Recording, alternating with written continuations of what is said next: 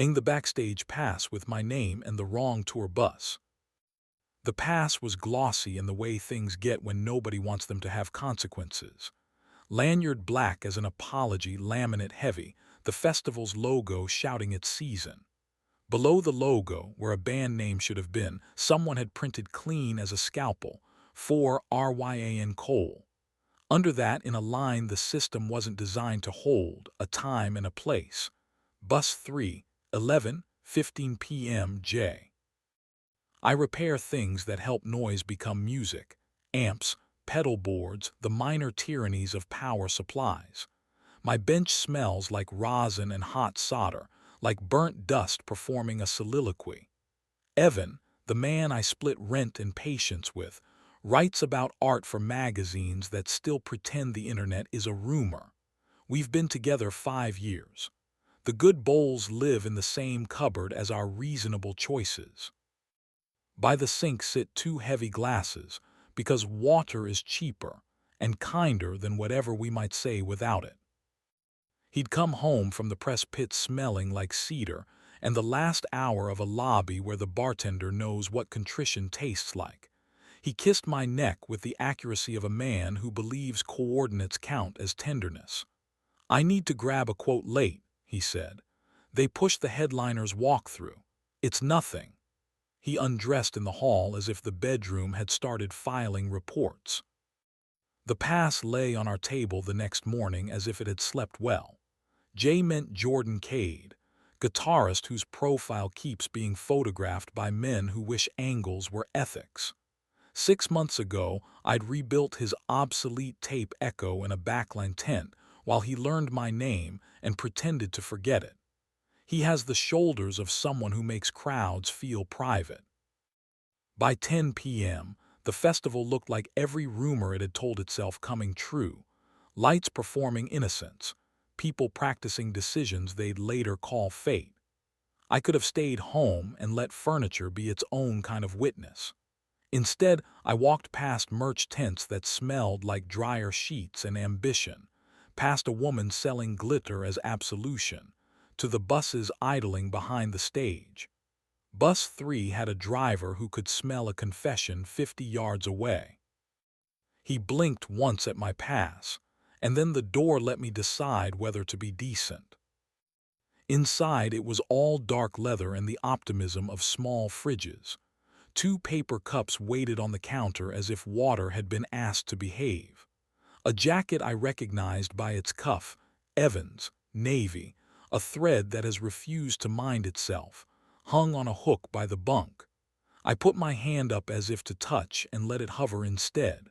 Fabric shouldn't be drafted as a witness. Jordan stepped out from behind the curtain at the end of the narrow galley with the practiced care of a man who knows which parts of himself break softly. He wore a t-shirt that had learned to trust his collarbones. The smell of cedar does not go away by itself. It brings friends. He looked at me like a backstage pass hushes strangers. "You came," he said. "It wasn't victory. It was gravity noticing someone had obeyed it." "You printed my name on a credential you shouldn't own," I said. "That's persuasive." He didn't move closer. He let the bus do half the work.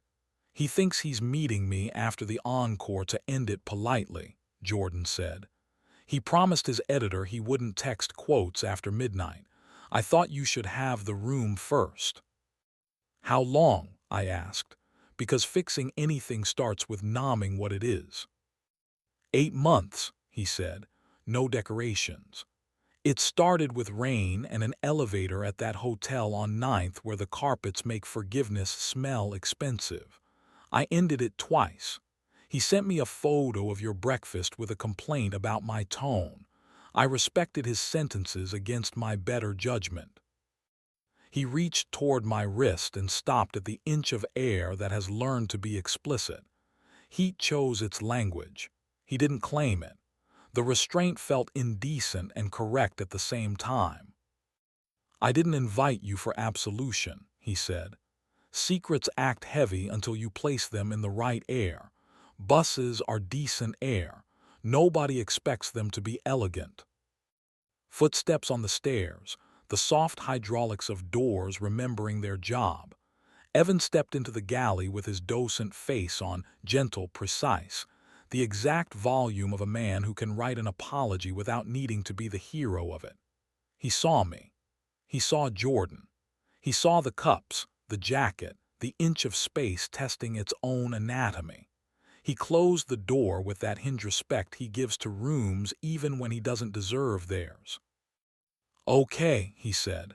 The word worked. It sat on the counter where the bourbon used to be. "You could have kept the pass out of our house," I said. "You chose not to." "I chose incompetence," he said. "And then cowardice. I cheated. I told myself it was weather and that home is a noun that survives rain. I told myself your patience is elastic because you solder broken miracles for a living. I called the spark I felt structure. I want to stop hearing me." Jordan had drifted toward the tiny sink like oxygen needed someone to stand near it. He lifted his hand again toward my neck, stopped at that inch, and lowered it with an obedience I wasn't expecting to respect. "What do you want me to do?" Evan asked. He didn't reach. Reaching is the contract your wrists sign before your brain understands it. "You'll end it," I said. "You'll sleep on the couch we refuse to call a guest anything. Next week you'll tell me what this was twice. Once with your magazine voice that sands bone into narrative, once with small words.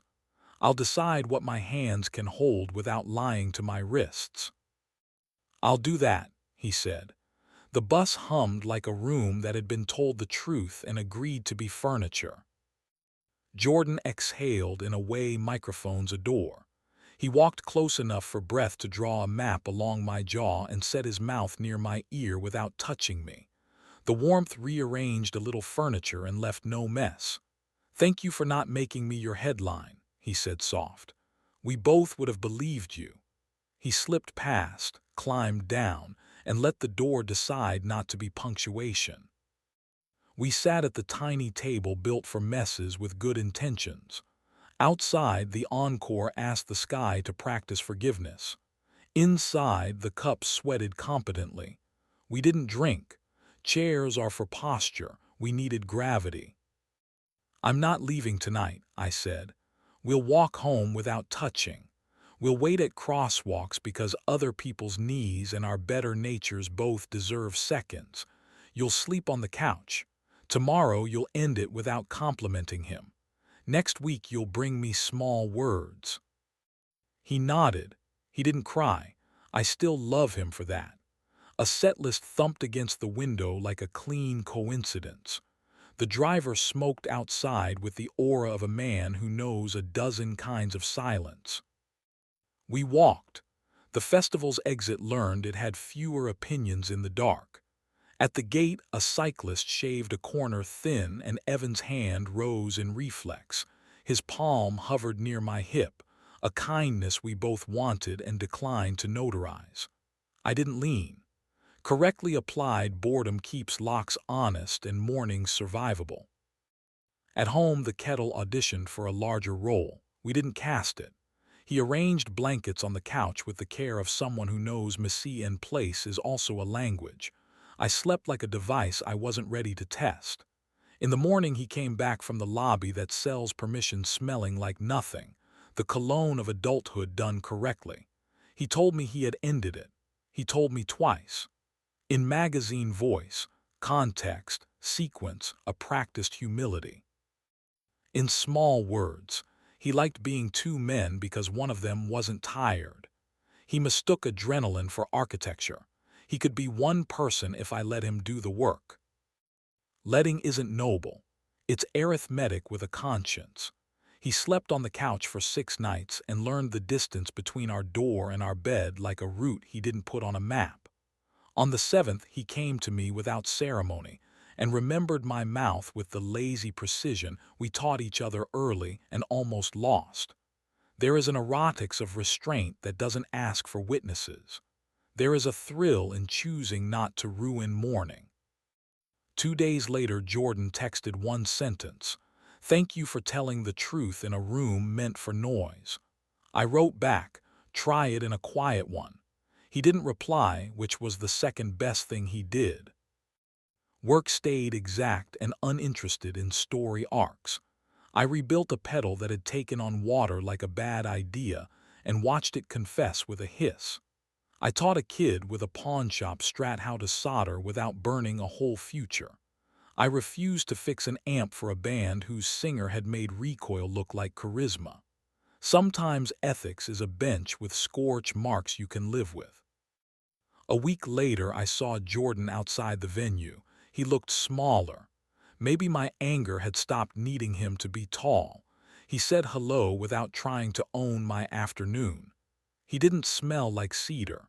The space between us behaved. He left without auditioning for a moral. Here is the part that won't get an encore. I wanted him. Not his stage, not the photographs, him. The inch, the heat, the disciplined mercy of a hand that learned where not to claim. I wanted to make a mistake elegant enough to narrate on the way home. I did not. Wanting is a sentence, not a command. Bodies vote. Ethics count. Boredom is a mercy that lets you like yourself at noon. Evan and I adjusted the frame. 2 glasses before 3 sentences. Less reach, better touch. We stopped letting the kettle decide tone. At shows, we stand near exits not because we plan to leave, but because rooms breathe better when doors aren't theirs. He keeps his phone face down like a man who has learned to curate attention, not alibis. I keep a drawer for passes I didn't earn, a reliquary of near mistakes that remind me what mornings cost. If another laminate arrives with my name and someone else's night pressed under plastic, I will bring water. I will sit where the exit is obvious and refuse to call that cowardice. If a hand lifts toward my neck, I will let the inch exist and answer with a decision I can carry past breakfast. I will keep choosing verbs that keep us possible: end, stay, tell, work, touch, wait.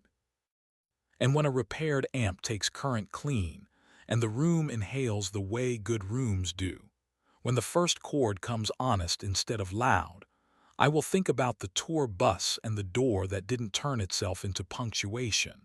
And I will call that deliberate air the most difficult thing I know how to make, and the only thing that still holds when daylight forgets its lines.